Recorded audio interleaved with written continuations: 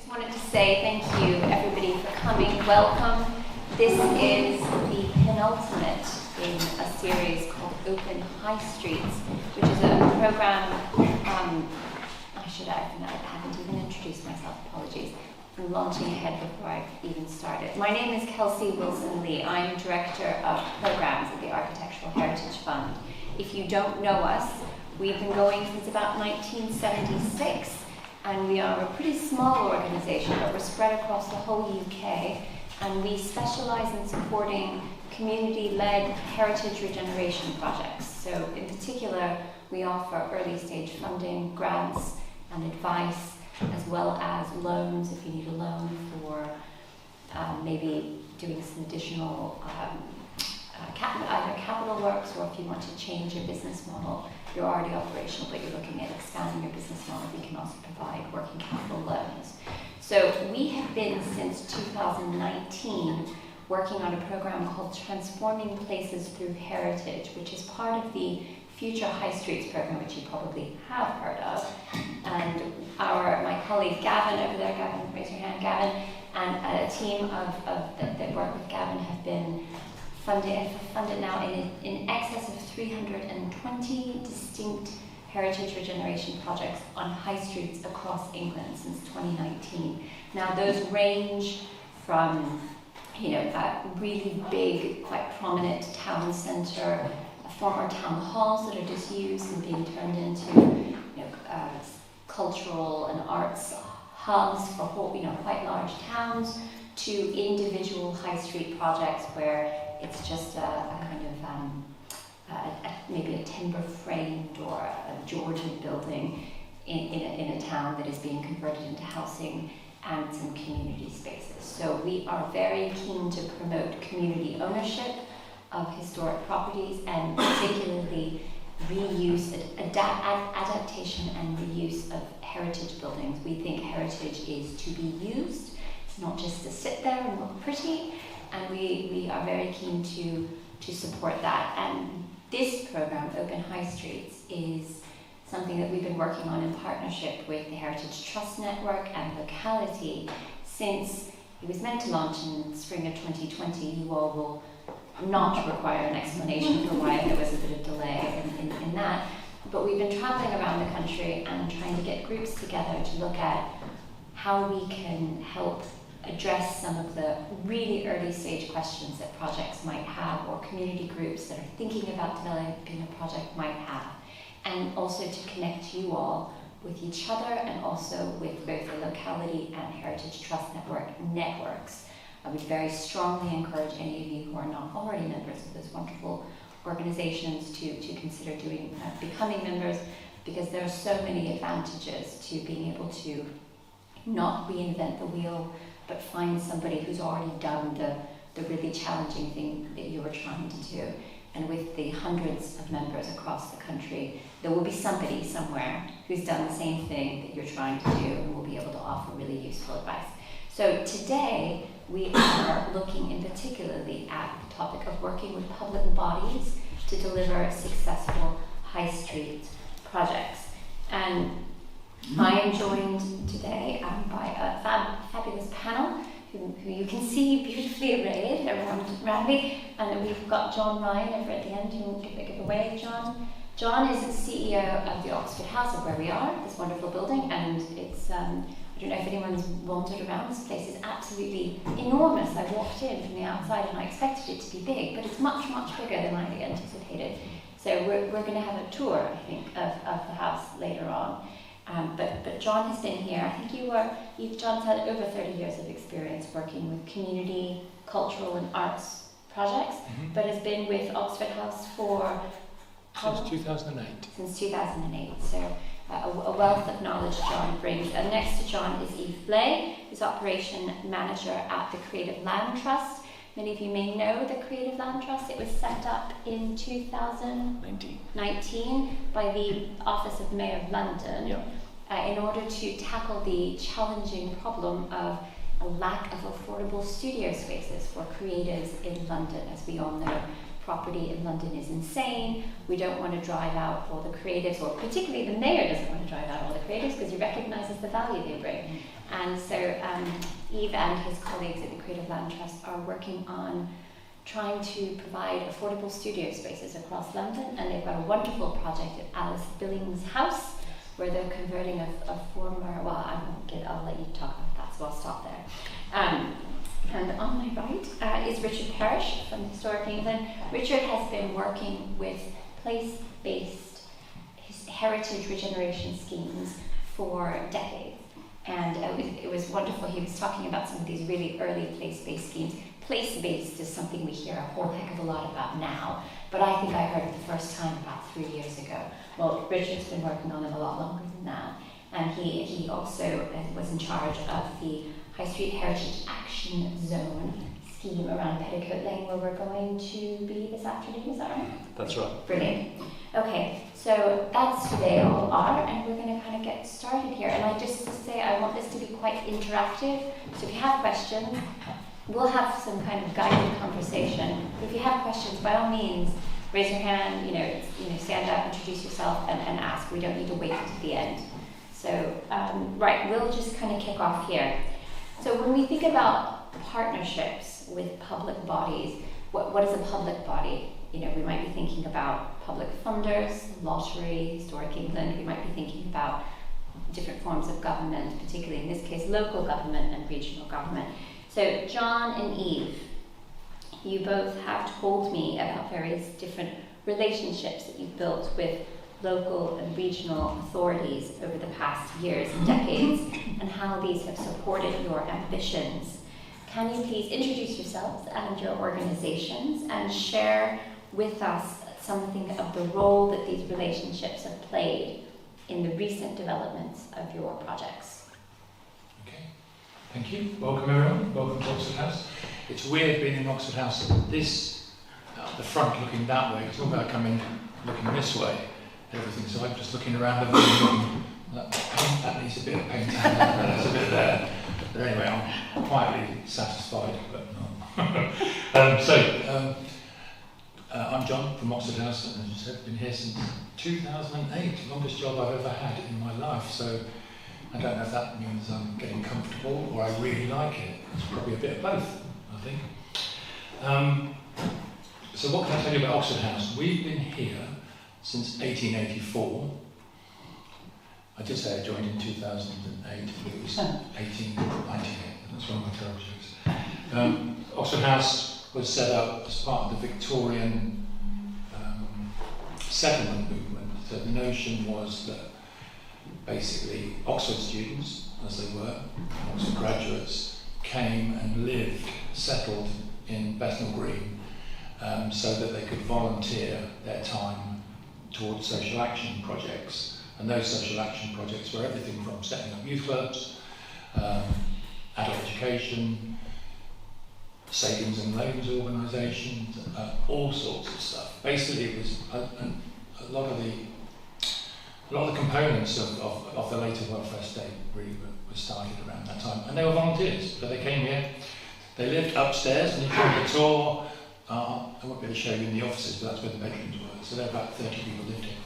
So we've been here ever since, which means we've been through recessions, countless numbers of wars, probably 1 million local authority and public body staff who we've interacted with over that time, and we're still here, which is our motto. Don't forget about us, we're still here. What we say we do now, we're a community arts organisation. So that means that basically we have a kind of thriving programme of community activities, working with a bunch of partners. So every day of the week they'll be performing art stuff, mostly for kids, but also for older people as well. We rent out space upstairs, offices, about 24, 25 organisations are based here. We have a venue hire programme, which is this, which is also can be linked to sometimes an artistic programme. So I was just saying earlier, a week or so ago, for a fortnight, we had this was transformed into a theatre experience. It was a nightclub, It was amazing actually how this place was changed. Great sound system, but it was a performance about people's experiences of night clubbing from an LGBTI perspective. And then the other thing we do is we have a heritage program, which is developed over the years. As we've discovered, we've become heritage. We're oldies, so we're making the most of that in terms of telling our story and developing our story, actually. There's a lot of time you just do it. Anyway, that's us, that's what we do. The background to really, I'll just give you a couple of points on what I think, I guess I've learned from this from a heritage perspective. 3-4 years ago, we started the actual physical side of a refurbishment project, which is about 3 million plus, which didn't tackle all the problems. It got about 80% of them done. There's still that 20% that I wander around, tearing my hair out about. But it was a substantial investment in the building, and it had been building for a few years to invest in the infrastructure of Oxford House. So it's quite significant. Oxford House has never been funded, I think, as a heritage organisation or as a heritage space. So it was a first for us. So it was a big learning experience, not just the organisation, but for me. So what do we learn from that? Well, I think the first thing is that it's all an umbrella of coffee and the art of conversation, which is my approach, may not be your approach. You might do a herbal tea, I don't know, choose your own thing. But I think a lot of it has been lots of conversations with lots of people over a long time. As I'm sure all of you will know, projects don't just happen overnight. They have such a long gestation period and then actually getting done. So I think first thing you've got to ask yourself, are you a builder of relationships? I think you have to be to do this, to do a project like this. If you're not, you're going to struggle. It's going to be harder. But you do have to keep building relationships, and they constantly are getting formed. I think you've got to value each of those relationships. You know that phrase about passing people on the way up and the way down in your career?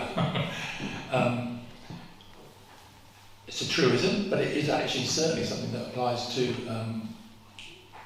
who is going to be valuable to you, who you don't know at this stage of your life. So, very briefly, a former tenant organisation suddenly came through an artistic programme. We developed artists with some European funding several years ago.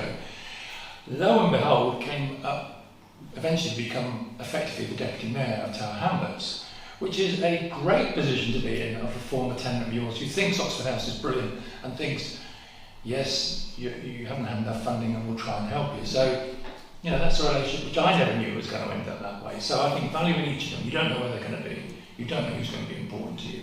It's obvious, but we can all forget about it. There are so many different people involved in that process as well, as you know, whether they're planners, whether they're conservation.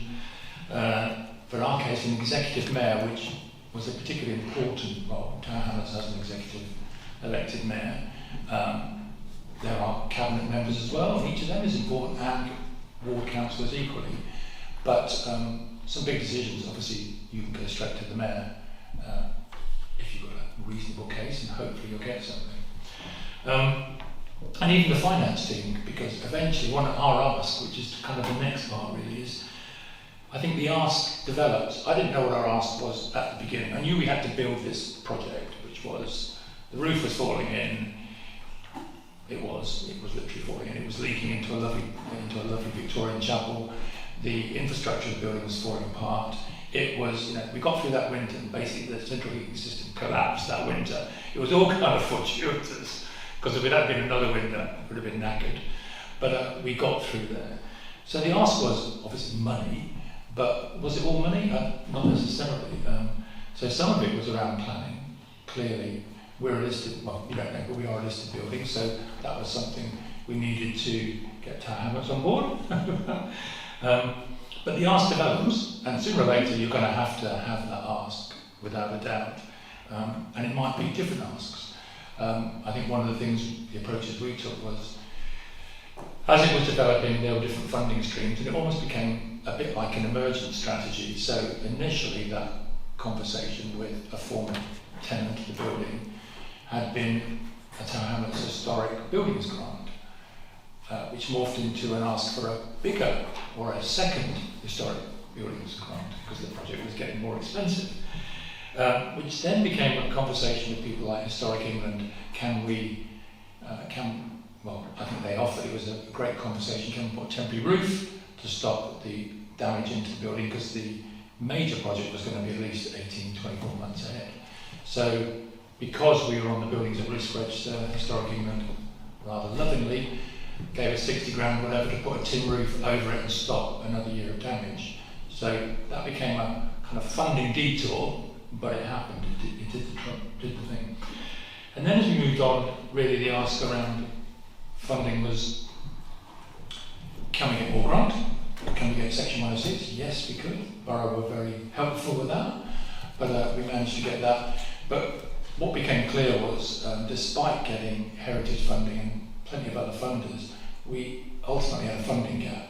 And it was significant, and it was significant enough that the board had to take a view of going, well, do we go forward with this or do we stop? You know, it was several $100,000. So it's enough to make you stop and go, right, this is risky, what do we do? So we worked with the local authority to look at underwriting that risk, which ultimately became a loan. And again, all organisations are suitable or comfortable with it, but in the end we borrowed. We borrowed from the local authority. We have borrowed in the past, so the organisation is comfortable with it, but it's still a big ask. £700,000 loan, it's like, oh, there we go, we'll have that. So the ask developed, and the ask was also about, could we get the loan forward funded to help some of the cash flow implications of such a project? But it worked, and we're here, and the project's done. We still got to pay the loan off. Hey, that won't be totally my problem, that'll be somebody else's. But I think that's the bits I've learned about how to approach public funders. You mentioned, you've got to value people, and you don't necessarily know who you need to value. So I guess value everyone. Can you tell us a little bit more about what you mean by value? How do you value people? Well, I suppose it's the way I work, so it's not a cynical thing that I need to get people on side, but I'm enough of a realist. I've been involved in organisational stuff that, you have to keep people like the local authority and funders have to be persuaded that we are fundable. Yeah. And so that's building the confidence of people and valuing that relationship. And I think those relationships are important. And actually, I would say overwhelmingly, I've really enjoyed working with those people to get the end result, which is my job for this place, is to get the project done and to get the money in. So I value those relationships because they will lead to that. And I've got, I think you should be upfront about that and do that. And also recognise that it's bloody hard work at times, isn't it? You have your ups and downs and getting to the end of the project. And even at the end of the project, you find that you've gone over, and then you have to value the relationship with National Lottery Heritage Fund for additional funding. But that's only built with good relationships with people. If you have, cantankerous, difficult relationships, and I'm not saying it was all bed of roses with everybody, of course it had its moments, but if you don't take that approach, then I think you're making life more difficult for yourself. You don't need to. That was my experience. Thanks, John. So Yves, can you talk to us a bit about, how one of the things John was just mentioning there was the way you've got to get people on board, sell them your vision, bring them, make your vision their vision as well. Can you tell us a bit about, introduce the Creative Land Trust and tell us a bit about how you all have done that work, particularly with the Mayor's Office? Yeah, hi everyone, I'm Yves, I'm the Operations Manager at Creative Land Trust. So, as Kelcey said, we were set up in 2019, but the vision of the project actually started way back in 2012 or 2014. We were funded and founded by a number of partners who were really crucial to this vision. Mayor of London being one of them, but also Arts Council England, Bloomberg Philanthropies, who came in as a corporate sponsor, and also Outset Contemporary Art Fund. And that group of entities together created a very solid kind of backbone to what then became the Creative Land Trust. Various studies were produced in the around 2014, 2012 to 2014, that showed this very obvious drop in the number of artist studios across London. And when I talk about artist studios, that's visual artists, but it's also makers and designers. So anything from milliners to carpenters to sculptors, the range, musicians as well. And so the affordable workspace that these creatives needed to work from were disappearing, which was therefore showing a kind of dissipation of those kinds of makers and creatives in London. They were moving to other big cities around the UK, but also going to more global cities like Berlin, Dublin, Lisbon, those kinds of sort of more European cultural centres. So essentially what was happening was we were losing the artists to other places, and the Mayor of London, with the other partners, decided, right, how can we lock in the affordability in our city? And so Creative Land Trust was set up to take on freehold properties and long lease properties to really create a permanent solution to the problem by creating workspaces that would be truly affordable. So these are spaces that are defined as what artists can really pay rather than what the market says they should pay. And we were set up with a chunk of money. So we started off with some millions, which sounds like a lot, but actually in property terms isn't very much, to set up the organization and then buy our first properties. And over the lockdown, we were able to take on our first 999-year lease in Hackney, a site that's going to house 150 studios. It's opening next month. Well, I say next month, December. We're a day off November now. So it's been, John was talking about the kind of long process that this takes from 2019 to today. It's been a bit of a journey to get to that point. That 999-year lease is on a new property in Hackney Wick, an area that has housed a lot of artists over the years, but is in decline because of the high rate of regeneration going on in the local area. So we're taking on these spaces. They're at ground floor spaces that would otherwise have been coffee shops, retail units, more kind of high street stock. And now they're going to be places of work, places of production, places where creative people are kind of coming and going and creating real activation for that street level. And we took on that space with a Section 106 agreement that capped the rents, so made it possible for us to buy the space at a subsidized rate. And so that's one kind of model that we'll be working with over the next few years. And actually we've taken on another building just this month we've announced in Ealing, which uses the same model, bringing on new builds and turning them into a creative workspace.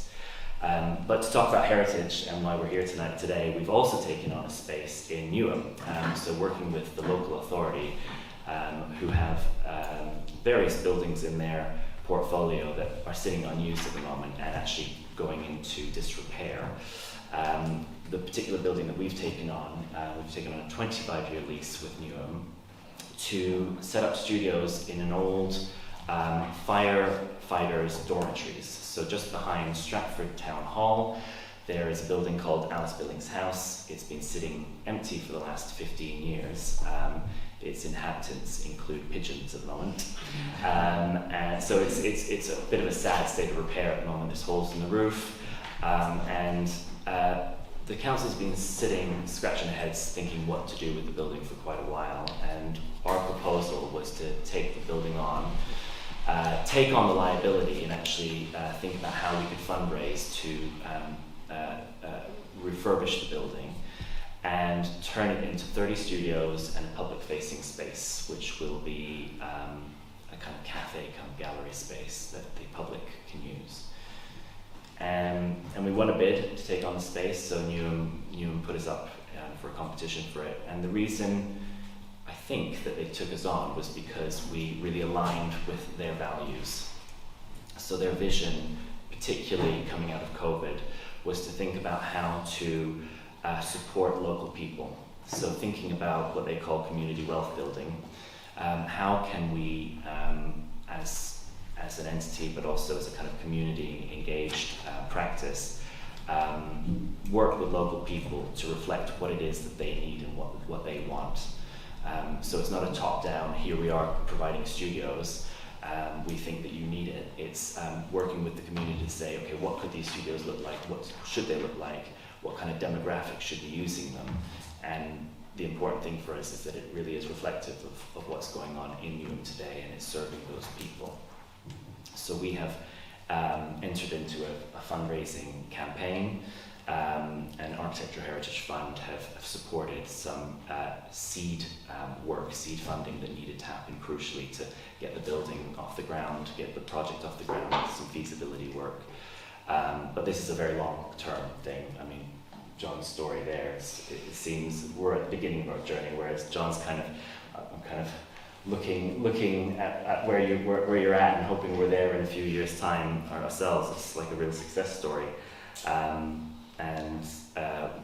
We have the funds to actually get the studios up and running, but there's a mountain to climb to get there, and there's a lot of relationships that we do need to build with the local authority, with the local people, to get there. So I guess we're at the beginning of that journey and looking to learn a little bit.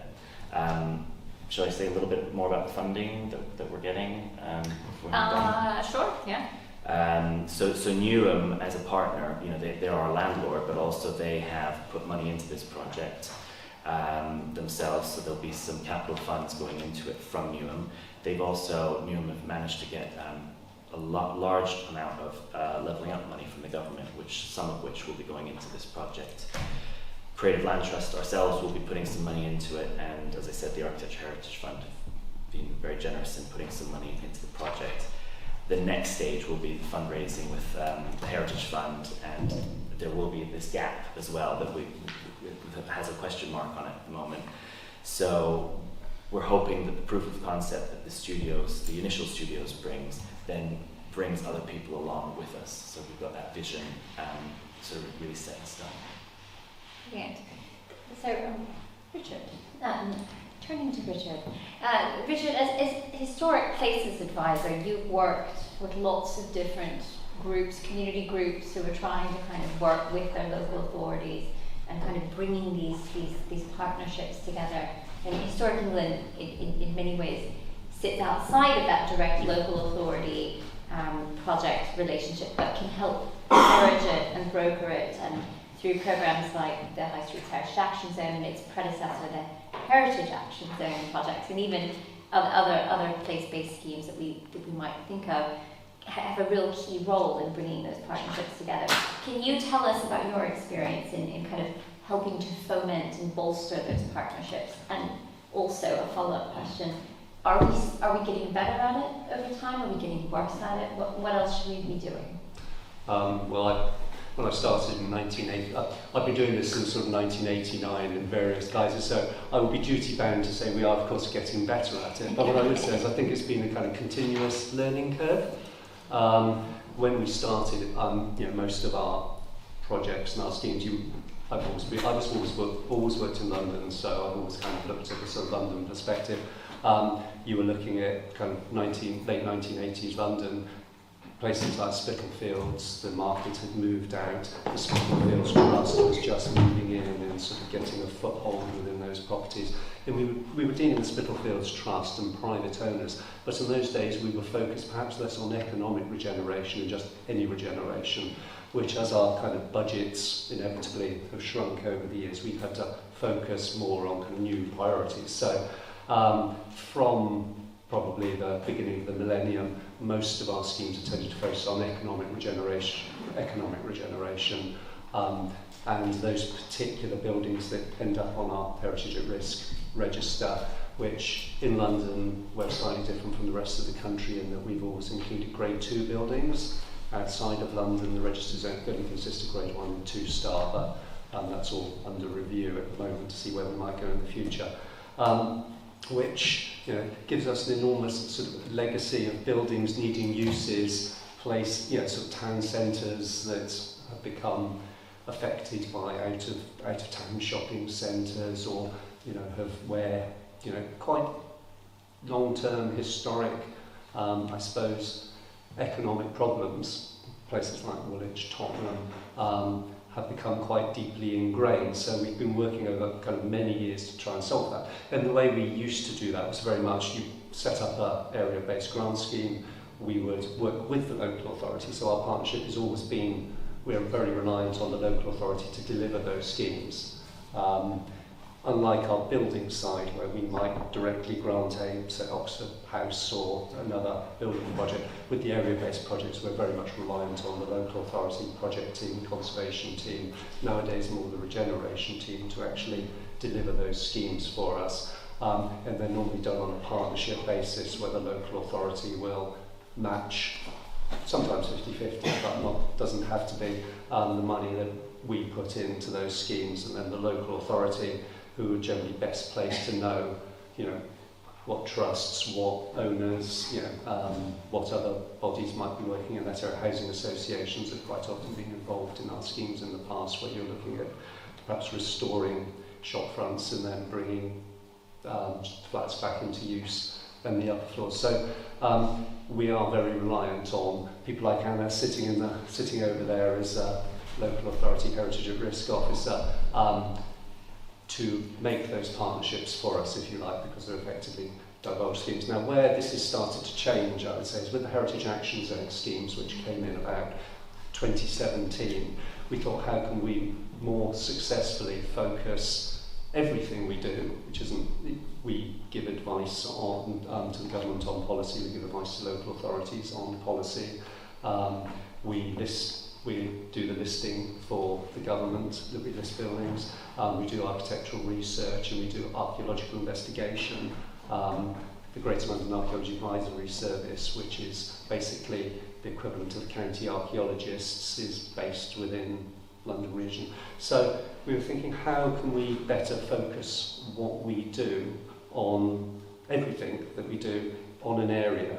Because although we're quite often in those areas because of the economic situation, it's how can we make a scheme that connects people to their communities? Actually makes people, I suppose, value those places more than perhaps a repair scheme to shops will do. One of the problems with our old approach, I would say, is you go in, you sign everybody up to a scheme, you get architects involved. The scheme will maybe take 5 years. Everything happens in the last year. People don't really see any benefit or change until year 4 or 5. So one of the things we wanted to do was kind of make those connections to kind of local societies, local communities, so that are operating in that area, and help them to sort of produce heritage-based activities, cultural events, things that are actually going to pull people's attention in at an earlier stage and create support for everything that's happening. And of course the conversation on high streets has become, it's increased over the years. We were a bit even prior to the pandemic, the sort of fact that many areas, shops were shutting. I work with Woolwich, which has the highest rate of vacancy in South London. And you were just thinking, how do we tackle that in a better way? And then with the pandemic, there's been a lot of discussion about how you would actually bring other uses back into the high street, which the GLA ran, producing adaptive strategies publication in about 2019, which was very much focusing on how can we bring perhaps the uses that used to be there, get people working, living, going out, enjoying kind of restaurants, evening activities as well in those areas. So we were already thinking along those lines of the heritage action zones, and then the government came to us and said, we went to the government with our heritage action zone programme, and we bid for the High Street Heritage Action Zone money, and we convinced government that focusing funding on heritage in the way that we were doing was a good way of actually expanding on the USP of high streets and town centres. And we convinced government that this was a good investment, so they gave us the money for the High Street Heritage Action Zone scheme, which was, I believe, 95 million, 65 million, which has gone into kind of the High Street Heritage Action Zone sort of capital programmes. Then the Architectural Heritage Fund has money to help deliver those projects as well. And we then went to local authorities and said, you know, who's interested in joining in these schemes? And that's been a real eye-opener for us, I think. This has meant upscaling our operations exponentially in terms of what we're doing, so we've had to put a lot of structure into what we do. And I think the key for us is in most of those projects, we've set up we've hired project officers, we've set up project teams, which gives us that person that we can talk to. And I think that's always the problem if you're talking to a public body, probably ourselves included, is finding that single connection that you can make, so you can pick up the phone and say, we need to do X, we need to do Y, how do we do this? And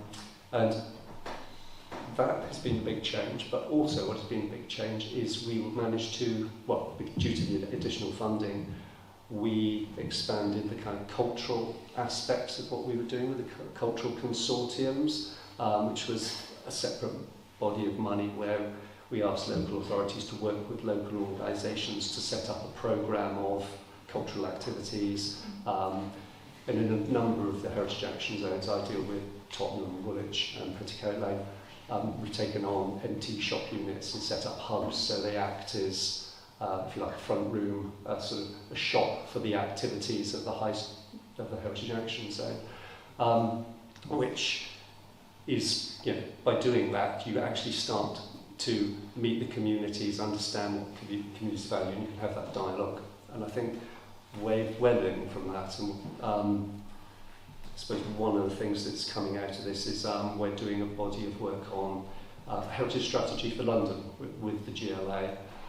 And that is looking at how local authorities, ourselves, public bodies, create better communication with communities so that heritage can actually go into kind of local plan making further upstream, if you like, so that by the time local authorities or ourselves are making decisions or creating grants programs, we hopefully know better what people want, what they value in their places. And that's ongoing at the moment. So that's sort of where we are. I'm sure I wanted to say a lot more, and I've completely gone a bit brief there. But, no, I think that's wonderful. We're not ending, so you'll have plenty of opportunity to continue saying things. One of the things that all of you have said, and I'm sure everyone else heard this as well, is the constant repetition of the word community. And I know that we're here to talk about partnerships with public bodies, but my next question is kind of how do you make heritage relevant to the concerns of public bodies that aren't heritage-specific funders, that are, you know, the local authority, the Greater London Authority, the combined authorities across the country. And I wonder if part of that is community. So could you all speak a bit about that?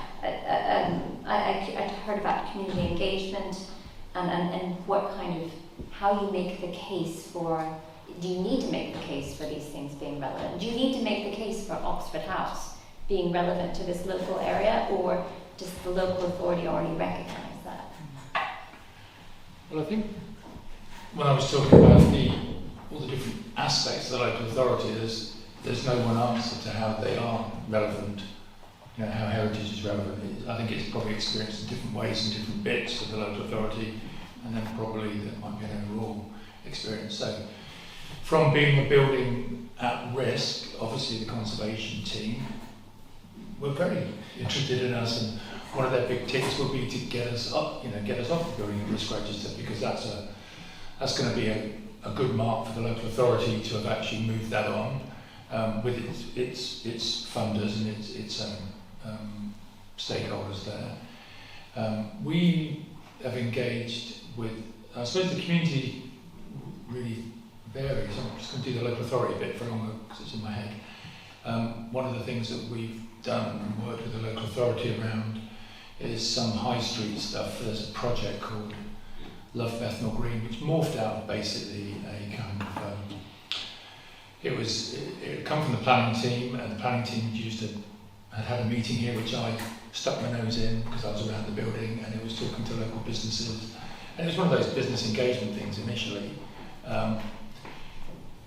So the local authority planning team obviously had an interest in the high street, the economic well-being of the high street and local businesses. And we were basically just a meeting room for that to take place. We've moved it on, and it has its ups and downs again. We've had bits of funding and then no funding, and some of it's been some of the work of that Bethnal Green's been done by volunteers. But really, in essence, it's been about engaging with local businesses around the high street as a space, as a place, about responses to it, how we can make it. If you talk to most businesses, it would be the high street is dirty, not cleaned enough, there hasn't been enough investment, there's issues around antisocial behaviour and so on. All the stuff you get probably in most high streets. You know, Bethnal Green in some ways is no different. It's quite a tough high street in many ways, so it's quite in your face. So the local authority has to deal with that, and it has to deal with a bunch of sometimes disgruntled and some happier businesses. So we became quite a useful place for those discussions to take place. We could facilitate it. I mean, I joke that I've been here since 18 whatever, but you know, the organisation has, and we are in it for the long term, Oxford House. So we can take that view, even though we're not necessarily a powerful organisation with loads of money, but we can afford to take a long view and to support things like that, which I think is important, and to say that to local authority, to be a critical friend, and to the community of businesses, and say, you know, the local authority isn't really going out of its way to make your life a misery. I doubt it. I'm not a conspiracy theorist on that. I think they've just cock-ups about free service. Because we experienced some of that as well. So that forum was a useful thing. So we had use to the local authority as a kind of trusted voice who could sit between a whole bunch of stuff which the local authority and to the community of businesses is often seen as this thing that they don't really understand. And then equally to the community of people who live here. Because the high street is obviously not just all those businesses out on Bethnal Green Road you walk past, the people who live above and immediately behind. It's a very busy area. So again, we could broker those conversations by being trusted, I think, in that we can talk to people often in the language they need, or we can understand that, or we can translate. Literally, we might need to translate, but then we might need to translate English to English as well, because sometimes people aren't always communicating well. So I think it's a whole bunch of stuff like that. I really liked where you said there, John, taking a really long view and acting and recognising that this organisation, this institution, can be one of the kind of linchpins of the high street. This is an important institution for the area, and you're acting in that way. And I kind of think that that's the kind of thing that heritage can do. I think, Richard, you said that heritage you can be a kind of USP for town centres, for high streets. A lot of these landmark buildings really have long served as kind of linchpins and kind of institutions that are important within local communities. And do you want to speak a bit? Yeah, I was just saying, I mean, a number of good examples which I probably should have just said a minute ago. We found in a number of our schemes you actually have a kind of core project around which everything else can sort of shape itself. And in West Norwood, we're working with Stanley Arts, who are the local arts-based. They're restoring the old Stanley building, which is fantastic, Victorian arts and crafts. Used to be a technical college, it's now being repurposed for kind of arts purposes. And the chair there, Daniel Winder, is like a very driven person, and that in itself has created a lot of activity. We're funding repairs to the building, but we're also helping them to put on other programmes. And although we're dealing with the project team of the local authority, that's a case where we've almost had more interaction, and we're actually working closer with a kind of community-based organisation where we found that they're so well embedded into the community, into such a cornerstone of it, that they can benefits from doing what they do will support the scheme in a much stronger way and give it much more impact. And another little project we're doing came into one of our Heritage Action Zones, so the precursors to the High Street Heritage Action Zone. I run a scheme in Woolworth Road, where we're struggling to get perhaps the sort of business owners to sign up to the scheme for economic reasons, because even finding 10% of funding at the moment is quite an ask for sort of business owners. But one of the, I suppose, key partnerships that the local authority had already built was with Woolworth Society, who are a local sort of history society who put on a lot of events. They have a lot of, I suppose, members. They put on a local history exhibition every year. And they were so involved in little public realm schemes and doing some very, very creative ways to connect to the different communities. We've got a project called Woolworth Stories running with them, where we're funding them directly and helping them to manage the programme outside of what we're doing with the local authority. And one of the advantages of, I'd say, our, if you like, multidisciplinary approach that we're now taking is I can get Susie, who's one of our architectural investigators or historians, to actually lead on that project.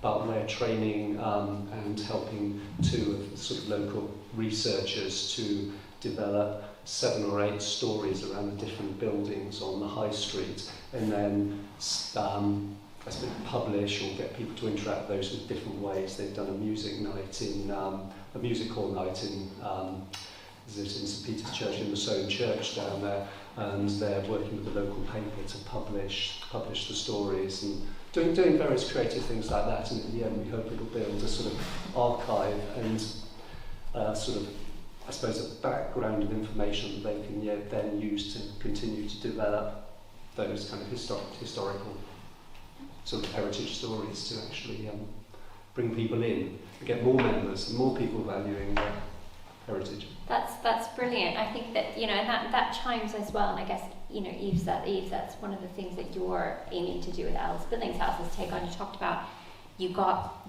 this bid, you went in for it with the building, and you got it in part because you had a solution to a long-term problem building, but also a building that has that potential to be that kind of, you know, like Stanley Arts, a kind of, you know, a wonderful draw, a kind of centerpiece for the community, and that is also addressing actual need. And so what you're doing in essence is you're kind of solving some of the local authorities' problems for them, aren't you?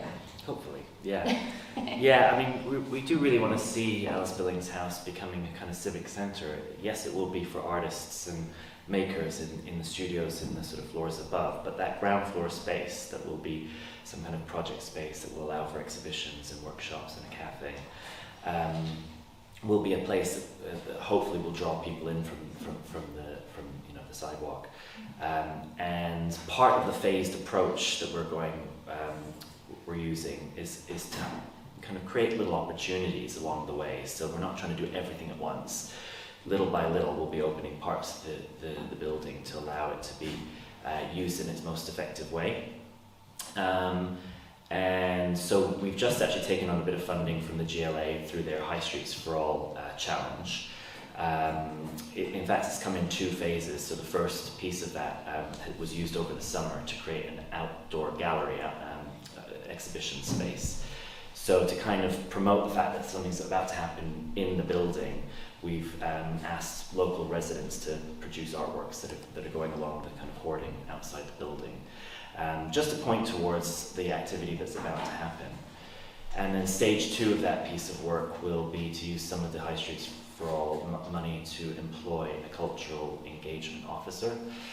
And the idea of that person will be that they're actually based on site once the site actually opens, and creates a kind of dialogue with local people, the business, the BID, the Big Business Improvement District, local arts organizations that are already doing amazing stuff in the area, but really to sort of use that as a place to sort of talk about heritage of the building, of the local area, and of present day. You know, what do you want your high street to look like in the 21st century with, you know, post-COVID, and just the way the high street is changing. How should that look?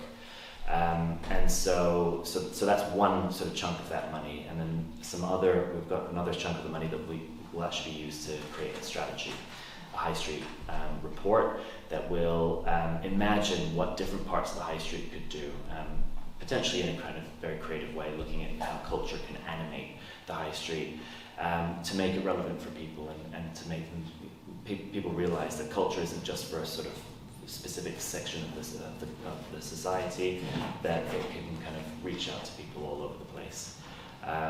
So these are initial activities, but hopefully they will create a kind of not avalanche, but a kind of movement.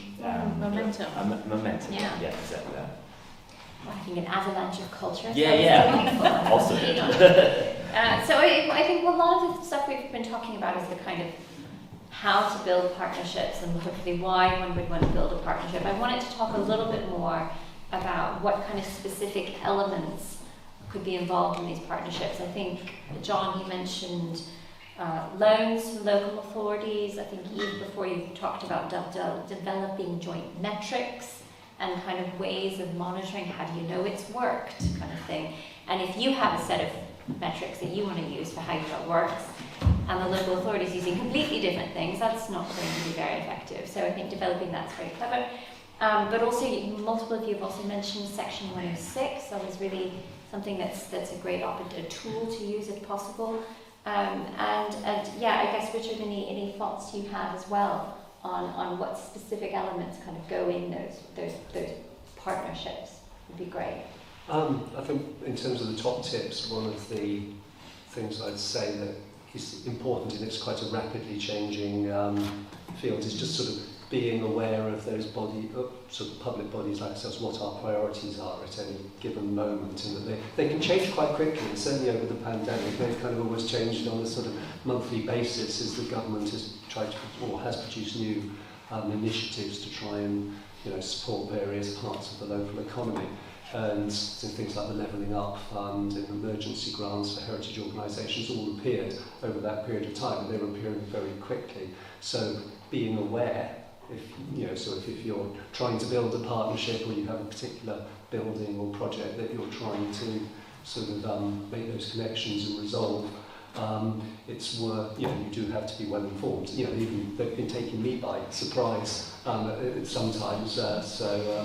Yeah, it is quite a challenge at the moment, but I think, our budgets are stretched, but there are other sources of funding or support that are appearing quickly and then vanishing quickly, and you need to catch. It's a bit like sort of bash a rat, you've almost got to be there ready for it. Which is a good point about what John was saying earlier about kind of you build these relationships not necessarily knowing what their use is going to be, so that when the rat pops up, you're in a good position to bash it. Yes. Yeah, exactly. And I suppose the other, understanding our corporate priorities, which at the moment are very much focused around connecting people to their communities, which, if people are speaking the same language as our corporate plan speaks, and what we're trying to do, that's going to make the conversation a lot easier. And it's always that case of trying to find the right person to actually talk to. I think we're a little bit better than most organisations in that we're fairly streamlined. But also we like, with our recent projects, we'd like to set them up with a project coordinator, sort of Anna and Petticoat Lane, Rob in sort of Woolwich and various other places, and find the key people and keep going at us, I think, is the answer, because other priorities come up, but if you have a problem, then we're the ones to contact. Do either of you like to come in on kind of key specific elements of your partnerships? Yves? I can speak a little bit about our relationship with the local authority in terms of our Section 106. Sure. This isn't on our Newham site, this is on our site in Hackney, the new build that we've taken on. And Section 106 is actually really crucial in our sector, because otherwise you've got spaces that are at market rate, and you can't compete with that. The prices the developers are paying for these spaces are something you just can't compete with, really. So we need planners on our side, and you need to be able to sort of explain the reason. We're talking about place-based sort of philosophy is really important. I think planners are starting to realise, and there are things like within the London Plan and different workspace strategies that are being created across London and different local authorities that are trying to protect different kinds of uses, so that we're not just getting residential suburbs being created in our cities, that we've actually got really mixed, interesting uses. And the Section 106 agreement really allows for that, because it creates a space that's otherwise. And so yeah, we try to work with local authorities to make those Section 106 agreements really work the way they should, be really effective and have the teeth that they need to work. So for instance, the developer that we're working with in Hackney wasn't able to sell any of their, or rather they were able to sell the properties, but they weren't allowed to let anybody move into the properties until the studios were in use. So, you know, that creates that absolute requirement, and it's been very effective. And there are other mechanisms that are kind of coming into place. So we really want to work with local authorities to show how we can create that impact. Brilliant. So yeah, I agree. I think it's that you've got to see where you can align with each other. You know, there's mutual benefits to the local authority and to us as an organisation where we can do that. Another element, the core element, would be, I think that they. Good to talk to the local authority because they may not think that about us, but I do think they could work with us well in whatever project we've done. So we delivered this project, we've done it, we've completed it, we've now got to make sure it keeps working. But on other smaller projects before, whether it was the Love Bethnal Green Town Centre stuff, you know, these are all different teams, but I'm hoping it builds a sort of confidence that's spread in different bits of the local authority. Even where you came in this morning up the ramp into the building, that used to be a street that was a partnership, that we changed it from a street to a through-bit. It's a cycleway, it's a rain garden, it's a, oh God, I forgot what it's called. It's a SUD scheme. I didn't know about SUD schemes before, but it's a sustainable urban drainage scheme out there. And it was a kind of project really with the local authority highways team. But again, people in the highways team can report to you. Paul, who's one of the key people locally, used to come to our youth club, Bethnal Green lad. It's not what you know, it's who you know in the local Bethnal Green mafia. It's very important. But Paul, obviously, is a local authority worker for years and years, but obviously has pride in Bethnal Green. But it was a reality that we could work with them, and it was a scheme that actually, if you'd have joined it up, it was very, very organic, that it was a conversation about solving a problem, which for us was how can we get rid of the car parking. The local authority thought, well, how can we potentially create a cycle route through, which wasn't there. It was how can we have potentially a sustainable urban drainage scheme that can combine all the bits we need so that we can show it to other developers and other people who are working across the borough that this is almost like our show garden. This is what we'd like you to do. This was about 5-6 years ago now, so they're all over the place now, aren't they, SUD schemes, relatively, but there were less of them.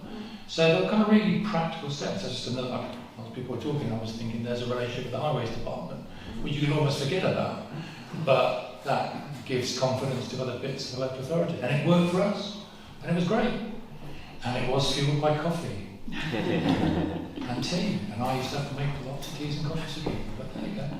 We got it, it works, it's out there, it's brilliant. It didn't cost us anything, but it works. Yeah, that's great. I think, and fueled by all important relationships, tea and coffee fueled relationships. So, but before we kind of open generally to kind of some questions, because obviously we want to give everyone an opportunity to ask questions, I wondered if anyone is here from a local authority.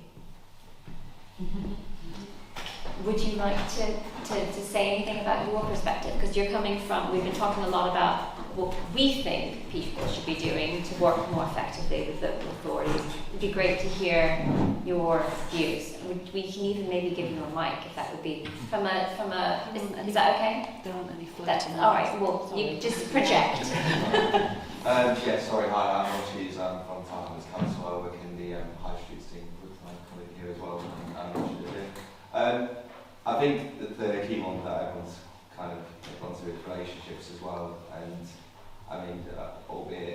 try to identify the right officers that can help all these projects forward. But the principles are always the same, that the ideas of that come from these private institutions in these areas, that they want to improve an area or community, is likewise for the council. That's the main objective from where we come from. So I think it's great that we have these partnerships. It helps fuel pushing desires internally as well. A lot of these things do need additional support to make things get where they are. For example, we will be looking at Petticoat Lane later today, where we originally had a budget in place for how much we were going to put into the effort of improving some of these shop fronts. And through a lot of the feasibility work that we did, we realised the budget might be a bit too tight and strained. But it's all about building these cases together and bringing all these partners together to demonstrate why it's important to do these certain parts and why to increase the scope. Unfortunately, through that work, we were able to manage to do that and increase the budget. So, so there are really good success stories from making these partnerships and creating good, solid relationships with all these organisations. And I think Panellists is quite a really good example of one of these places as well. So, it's good working there. It's one I'm working with Richard, for example, as well. Well, it's wonderful because hopefully we end up with long-term relationships that will, again, put us in a good place to do good things in the future, but also ultimately improving the places and making the community feel more active, more engaged, I suppose, and more kind of taking more ownership, feeling more pride. I'm afraid the pride in place has now been kind of whacked to death through the levelling up paper and everything like that. Everyone's sick of hearing about pride in place, but it is true that living in a place that feels, happy and unique is very deeply meaningful, and we all recognise that as we walk around. So can I ask for questions for anybody on the panel? Yes, Helen. Can I ask you, in the first instance, can you explain what Section 106 is? We don't have it in Northern Ireland, we're just interested in. Sorry, It's a bit of a jargon term in a way. It's certainly something it's used a lot around London in the property sector because it's so crucial these days. It's a planning policy that basically takes money from any development and puts it into something community building. So it could be something to do with culture, but it could be to do something with education or health. It's a pot of money basically that developers have to pay as part of their build. It's often used for things like housing developments will have to have a portion of affordable housing, as you often see it there. It's also under threat, I think, in every new possible planning reform. It's there, slated to be lost. We'll see what happens with the new government's decisions. I think it depends what the white paper says. My second question is around sustainability. I hear that you have got X amount of plans and that you're building additional studios. Traditionally, and I have the hallmarks and the scars, I can tell you, from creatives and working with them, and trying to instill their understanding of sustainability going forward. So the point of sustainability for us is around longevity. So we think, and the reason that we're a bit different to what's come before is that we're looking at not 5 years or 10 years, we're looking at 99 years and 999 years. If you can lock in a long-term lease, you can create something that is a little bit more affordable because you're able to look at the sort of the longer term.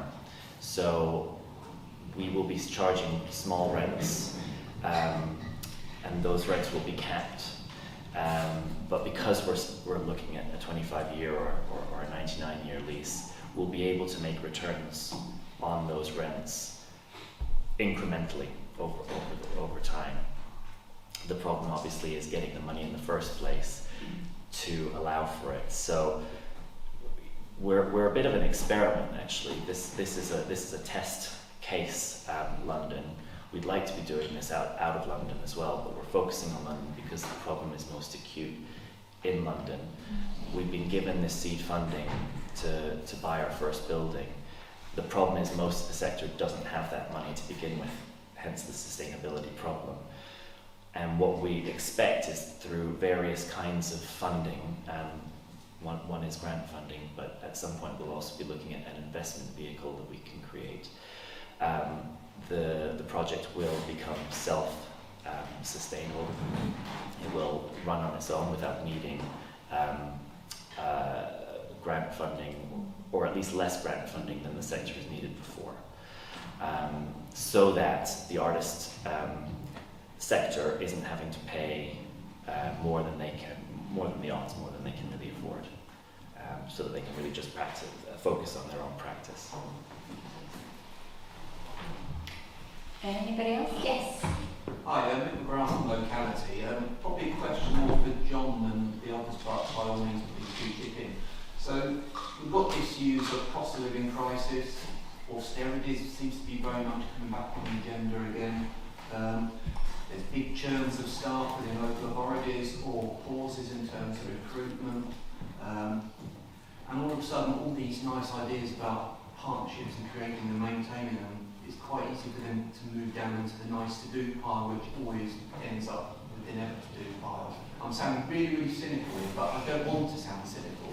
So how can you give those clear messages so you can sort of keep going with the partnerships really, really important for longer term and making time to sort of do them when you're constantly having to build those relationships, because you haven't sort of reconvinced someone that has suddenly got this as part of their portfolio along with so many other sort of different things. So how do you try and make this work in a simple way that would be helpful to everyone there? If I was flippant, I'd say we just keep doing it. It's not just that. It's bloody hard work. It doesn't go away. And I jokingly said someone else has to pick up the loan problem. Well, I was being a bit flippant there because I'm here, so I'm picking up the loan issue as a thing. So in terms of that being a risk to our future sustainability, of course it is, but it enabled us to get here to have that risk to face. So there you go. But I think it's tough, and I don't think you can do without it, because to make our organisation work and for us to be sustainable, and your question, but also the previous question, it is essential to us, because if what we're about is being part of Bethnal Green, then we've got to constantly evolve to be part of Bethnal Green. We constantly need those relationships, and they don't go away, whether it's I didn't mention the relationship with the staff team and the board, but the staff team, we're 11, 12 staff, 6 or 7 FTEs, so we're bloody tiny. We're a tiny little organisation. But we've got some long-term staff who've been with us for a while, but we've also got new people in. So the staff team is important. The board has changed over the time since I've been here. The board have had to be kept on board with this. They've got to be comfortable with the risk, because ultimately they're taking it in terms of being legal guardians. And then all those relationships are still important. I agree alone with the local authority, and then our greatest strength is our greatest weakness. We have been an organisation that's not been totally reliant on grant. We were when I first started. We had a crisis. We moved towards 80% of our income being earned from rent, venue hire, and whatever. So nice, lovely way, until you have a pandemic, and our greatest strength instantly became our biggest weakness. Money went out the door. We're still here, emergency grants. Those relationships with people you built up enabled us to get through that. Your organisation funded us as well, partly, because our creative spaces. So that doesn't go away. I think there's a series of relationships and partnerships to keep this building going. We have 20 plus organisations who rent from us. We've got to keep them happy all the time. We've got those core 5 or 6 community organisations who run the Performing Arts, which is basically the outward-facing community programme. We've got to work with them and keep that relationship going. So basically, I think there's just a series of those plates being spun like that fabulous 1970s generation games one with Brucey going around doing it. But you've got to keep those plates going, and then probably you've got to get now, you have to add in a couple more plates and just go, you've got to do more. There's a couple of other plates there you've got to spin. And you've either got to be up for it or not. And it's tough. So there'll come a point where I'll have probably had enough of it and I'll have to replace someone else who's got the energy to do that. But hopefully we are committed to doing that. I guess I'd add to that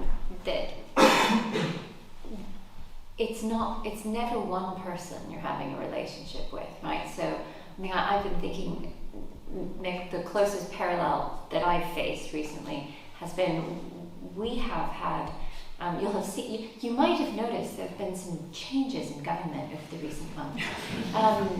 We had a series of kind of really great relationship building meetings with ministers, junior ministers in the Department of Levelling Up and the Department of Culture, which are some of our core funders, and we really kind of feel like we've really done really well. They get us, and then literally the next day it would be a different minister, and you think, gosh, this is so draining. I have to do this all again.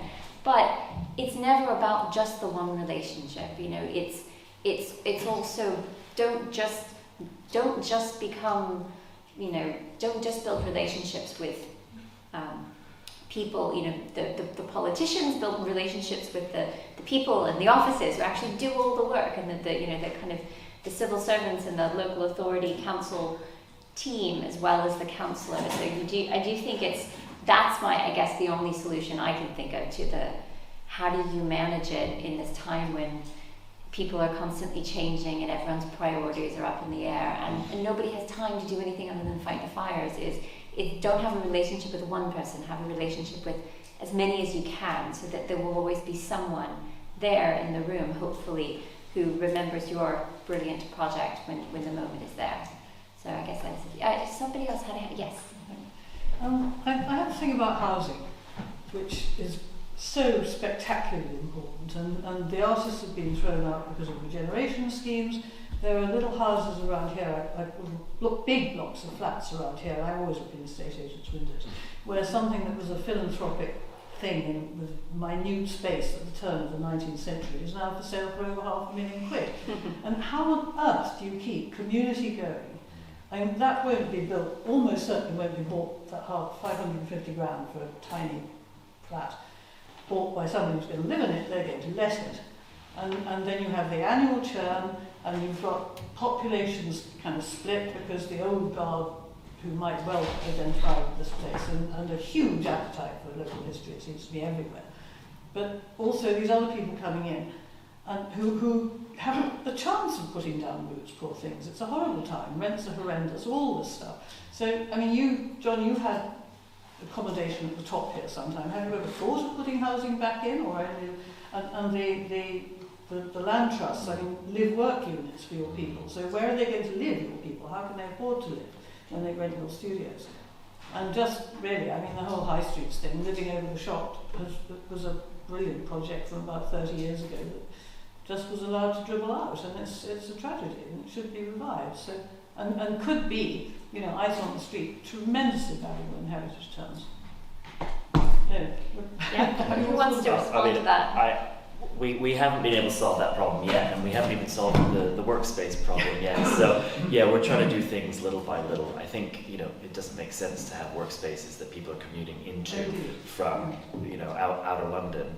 But there are some initiatives that are looking at it. So there's Barking and Dagenham Council have funded a house. It's called a House for Artists. So it's a plot of local authority land that has been built on. It's live-work spaces, studios, with a community centre at the bottom, which the people living upstairs, making their own practice, actually program on the ground floor. We will, at some point, look at housing because it is an issue. We haven't got the answer yet, though, but agree, it's a conundrum. Do you want to come in, Richard? Obviously we can't really resolve the kind of macroeconomics that have kind of sort of driven the sort of rising costs, but where we do have projects where you have vacant units above shops, we're forever trying to encourage owners to actually sort of make that, convert them and put them back on the market. And in Tottenham, we're quite often working with housing associations, which obviously they have, they're there to do that. So, they make very good sort of partners in terms of those schemes. But I understand completely what you're saying. I mean, the actual costs and the sort of livable rents are very problematic. One of the partners we've been working with in Woolworth is Notting Hill Housing Trust, the Aylesbury estate, and they're trying to learn the lessons of the Haygate estate by actually making sure that everybody on the estate, although they're renewing the estate and there will be more, I suppose, commercial flats available, they're keeping everybody on the estate rather than what happened in sort of Haygate, where there was sort of that created quite a lot of, well, it created some lessons to learn from, shall we say. I'd say we were, Gavin and I were at a project a couple of weeks ago in Lancashire where a trust has taken on a disused former bank, and they've created workspace on the ground floor, and in the upper floor they put in accommodation, but it is designed to be long-term accommodation, as in people, if they will be for rent, they're available at affordable rates, but they will be available for those people to have as long as those people want to have that space, because they are very keen to put down roots in the community. I would also mention, in terms of, I love this project, I talk about it all the time, there's a project in Sunnyside in Sunderland where it's a brownfield space where it's centred around a historic building on High Street there in Sunderland, but it's a brownfield that's kind of been vacant for decades, where they're going to put in some live-work space for creatives, and that's got some levelling up funding. It's a really brilliant project. I would encourage anyone who's interested in that to look at it. But I think we believe at AHF that housing has to be part of the solution for high streets, because you need people to be there, as well as, you don't want to create residential dead zones, but you do need people, so that kind of mixed use space. And the fact that historically town centres were mixed use is one of the kind of really important things to remember. I've learned relatively recently that vacancy data for above the shop spaces is almost impossible to come by, because most vacancy that is measured is the vacancy of the ground floor unit. So you will have a accommodation being used, and you won't be able to see that it's being used because the ground floor is vacant, or vice versa, where the upper floors are completely empty and have been unused for decades, but because there's a shop in it, it looks to be occupied. So I think that's something in terms of metrics that we could improve our position and our knowledge base to maybe tackle some of that. But I'm just conscious of time. Yes, what was this? I'm sorry, you're just going to go for the last question, so you've got a privileged last question. I don't know if it's me, but it appears to be blindingly obvious to me that live work has got a role to play in the regeneration of urban areas. I was in a live work unit in the Jewellery Quarter in Birmingham for 3 or 4 years, and the difficulty wasn't the people who took the space. The difficulty was, one, the housing association who sponsored it didn't quite understand that model, and two, the local council, Birmingham City Council, one department dealt with the business side of things, another department dealt with the residential side of things, and there would the conversation take place between the two. But I think, to me, the time is now right to revisit and have a conversation about where that would fit in. I think that makes a lot of sense. I mean, certainly all of us are very familiar with living and working in the same place after the last few years, aren't we? That's a very sensible point. Does anyone have any very final, since that was very brief, any final points? Yes? So yes. Just a quick one actually, because I was quite curious, because we're quite positive. What is one of the biggest constraints of working with local authorities or public bodies? Resources of the local authority, yeah. Our project has taken longer than we expected because of the pressures that the local authority are on, and we are not a priority. Do you mean people resources, time resources, or money resources? Or yes? It's a mixture of all of it, I think. It's the processes that have to be. I think it's probably the council itself trying to get everyone on board. Get the vision understood across the whole. The regeneration team get it. The property team have now got it. But the finance people maybe less so, and the legal people maybe less so as well. So trying to get everyone to lawyers get on board is been surprising. And do either of you have any comments to that last question? I mean, it's a similar problem. I've just been running a scheme where the project officer left to go on maternity leave. So we managed to get a new project officer after 2 or 3 months. But of course, they have never worked within that council before, so they don't know any of the connections. One of the beauties of Petticoat Lane is Anna was already based in Tower Hamlets, so you know who to talk to if something isn't happening or something needs to happen. You can just walk down the corridor. If you've got a new, if people change, you have to rebuild those connections, and that's one of the biggest problems for us. John? I absolutely agree, but I just want to say something about the financing, so Yes. nothing to add to that, is that the finance modelling for live, work, whatever, is a big issue. We couldn't do it here. Because we couldn't afford to put somebody. There was an increased costs in doing that, making it residential as opposed to office space, the first thing. And then I think there's a longer term model about who's going to be in there, how it's going to work, how you fund it. So that there was an issue there about that. And I think it probably needs subsidy or grant to do that.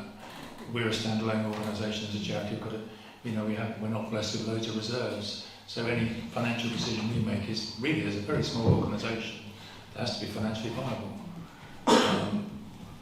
So that was a tricky one. I'd have loved to have put the top floor. It could have been beneficial for us in terms of going back to that original settlement model of people being able to live upstairs. Toynbee Hall in Whitechapel have done exactly that. But Toynbee, a better funded organisation, did a big land sale to enable their project to work and built that in. We were up against it funding wise, so we just couldn't do it. Brilliant. Well, I'm afraid that's going to have to be it for the formal questions. There is lunch, so if you have a burning question, you're still very welcome to find the person, call them and ask yourself. Just to look through the rest of the day here, I am directed to, as I apologise, Beth, I was supposed to do this at the beginning, there are loos out in the cafe, and there is an accessible loo behind the screen, which I think is through that door. behind this screen. Not literally there, yes. Behind this screen, there are accessible loos, and otherwise the loos are out in the cafe. So a couple of additional points to note. We will shortly be going on a tour with John's going to show us around Oxford House, which will be brilliant, and then we'll come back here for lunch. And then this afternoon there is a walking tour that Anna is very kindly going to lead us on of the Petticoat Lane High Street has. So everyone needs to meet we're going to meet in front of Oxford House at 1:30 if you want to go. Are you happy with that, Anna? That's plenty of time. Hopefully be quicker than an hour to get there. Brilliant. That's great. So at 1:30 if you want to be joining the tour. And the final thing to say is, as I mentioned at the beginning, this is our penultimate event in the series. If you are desperate for more open high streets, and aren't we all, we are having one further event in just under a month's time in Birmingham on the 29th of November. And that one will be on the theme of the importance of community engagement and leadership. So do let Bev know, let my colleague Gavin know, let me know if you'd like to join that, and we can sort that out. Otherwise, it falls to me to thank the panellists for their time, and also to thank you all for coming. And I guess we are now going on the tour, John.